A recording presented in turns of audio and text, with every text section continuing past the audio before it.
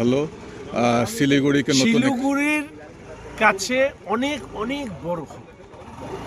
শিলিগুড়ি মাননীয় প্রধানমন্ত্রী নরেন্দ্র মোদীর সাথে মিশে গেল, অর্থাৎ Siliguri Varanasi constituency high speed railway corridor মানে হচ্ছে বুলেট ট্রেন।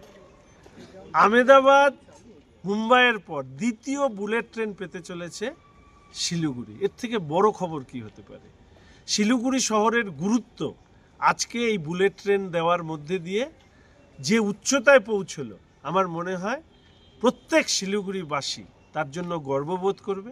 ধন্যবাদ জানাচ্ছি মাননীয় প্রধানমন্ত্রীকে, নরেন্দ্র মোদী মহাশয়কে, ধন্যবাদ জানাচ্ছি রেলমন্ত্রী শ্রী অশ্বিনী বৈষ্ণব মহাশয়কে, এবং অবশ্যই ধন্যবাদ জানাচ্ছি নির্মলা সীতারামন মহাশয়াকে।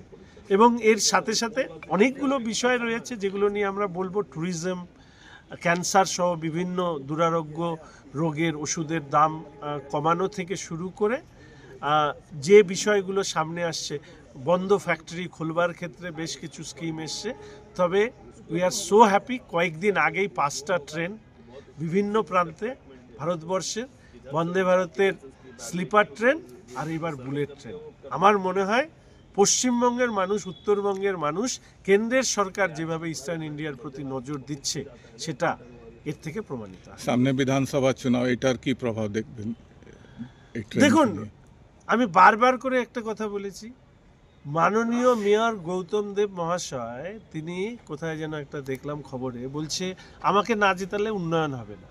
আর আমাদের মাননীয় প্রধানমন্ত্রী এবং আমার দেশের সরকারের লক্ষ্য হচ্ছে আমার দলের রাজ্যের সরকার থাকুক বা না থাকুক, উন্নয়ন আমাকে করতে হবে।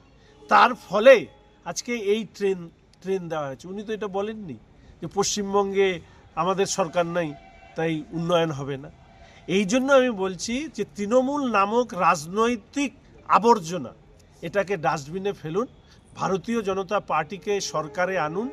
কেন্দ্র এবং রাজ্য ডাবল ইঞ্জিনের সরকার, স্বাধীনতার পরে উত্তরবঙ্গের যে উন্নয়ন দেখেনি সেই উন্নয়ন করে দেখাবো, নাহলে রাজনীতি ছেড়ে দেবো।